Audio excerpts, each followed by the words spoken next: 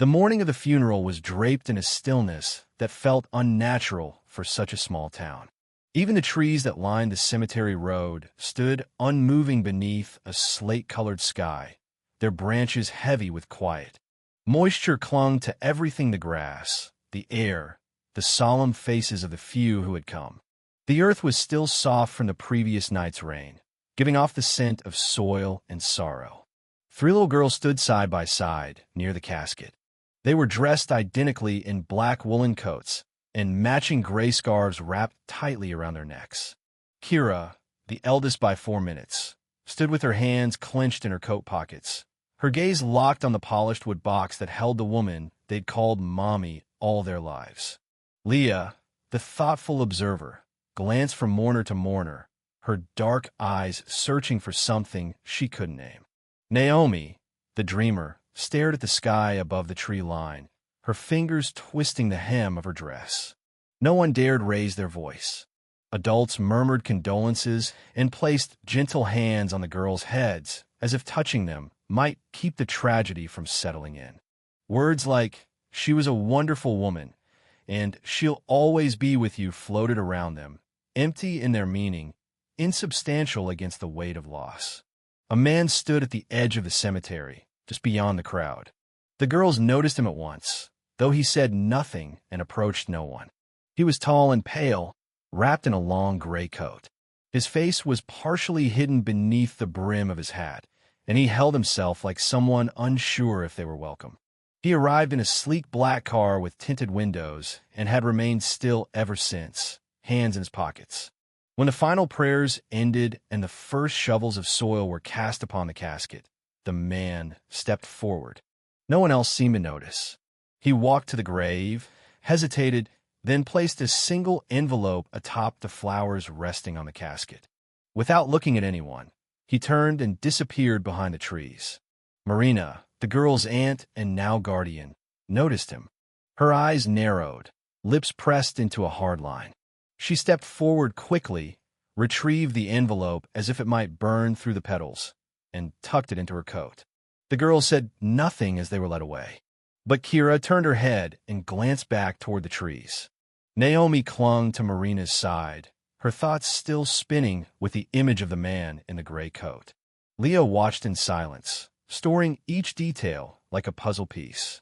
Back at the house, the loss echoed through the rooms. Gone was the warmth of their mother's voice, the scent of rosewater, the clutter that had made their home feel alive. Dinner was quiet, the food untouched. Marina moved with precision, not love, as if completing a list of tasks rather than living through her grief. That evening, Marina knelt before them and explained she would now be caring for them. She had filed for guardianship. "There is no one else," she said. Naomi, ever quiet, asked, "What about the man in the trees?" Marina blinked, smiled too quickly, and said, "No one important. Just someone passing through. He left something on Mommy's casket," Kira pointed out. "Not your concern," Marina snapped. "Some things aren't meant for children." Later, in their shared bedroom, the girls lay in silence. Kira clutched a worn stuffed lion. Naomi whispered into the darkness, and Leah stared at the ceiling. "Do you think he knew her?" Naomi asked. "He was crying," Kira offered. "No," Leah said. "He didn't cry. He didn't look sad. Just not like he belonged." Naomi whispered, "Do you think he was our dad?" Kira turned sharply. "No, Mommy would have told us." But the seed had been planted. In the following days, Marina imposed order. Wake-up time, meals, lessons. Routines once softened by love became rigid laws. The girls responded as only children can. Kira rebelled, asking questions, exploring closets, searching for answers. Leah grew quieter, her watchfulness deepened. Naomi drew endlessly pictures of their mother, of the man at the funeral, always with a bowed head. One night, Kira found a photo album hidden in a box. Tucked within its pages was a single picture of their mother with a man's arm around her. His face had been torn away. "That man from the funeral," Kira whispered. "He knew her." They confronted Marina the next morning. "Why don't we have a dad?" Leah asked. "You don't need one," Marina replied, cold and final. Your mother raised you alone. That was her choice. He left a letter, Kira pressed. You took it. He is no one, Marina snapped.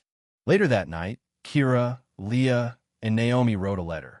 They addressed it to Sorbonne University in Paris, the return address from an envelope they had found among their mother's old things. They said only that they had questions about a woman named Adele. They didn't sign their names. They mailed it through Mrs. Evelyn, the kind vendor down the street, who never asked questions. Weeks passed. Nothing came. Marina grew more suspicious. Naomi's sketchbook was confiscated. The girls whispered less, but still believed. One morning, Leah found an envelope in the mailbox. Cream-colored. Postmarked from France. They opened it together. The letter was formal but kind. Emile Moyer. He had known Adele.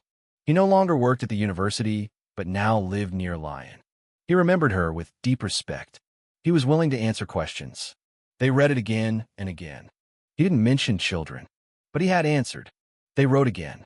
Dear Emile, we are Kira, Leah, and Naomi. Our mother was Adele. She died last month. We think you are our father. She never told you, but now you know. We want to talk to you. We want to know who you are. They mailed it. A few weeks later, they received a box. 3 necklaces, each with a tiny real flower pressed into the pendant. Engraved on the back were the words, You are brave. You are wise. You are light. There was no note, but they knew. Emile came weeks later. He arrived quietly, walking from the bus station through the rain. Marina opened the door. Their eyes met. She stepped aside. Emile entered. The girl sat on the couch, frozen. He spoke gently, naming each of them without needing introduction. They talked. About school. About books. About memories of their mother. Leah asked why he never came. I didn't know, he said. And then, I was afraid it was too late. They sat with that. That night, as he read to them in French, Naomi giggled. Kira listened with a guarded heart, and Leah traced the lines of his face. Before bed, Kira asked him, Do you want to be our dad? He answered, I want to be someone you can count on. If that means being your dad, I would be honored. But that choice is yours. He left the next afternoon. But now he wrote every week. Sent drawings. Pressed flowers. Voice recordings. Photographs. The girls wore their necklaces often. Their house became warmer. Not because they had all the answers, but because they no longer carried the questions alone. And the flower they planted in the yard bloomed quietly, its petals turning toward the sun. The door to their story had opened, not loudly, but wide enough for love to enter again.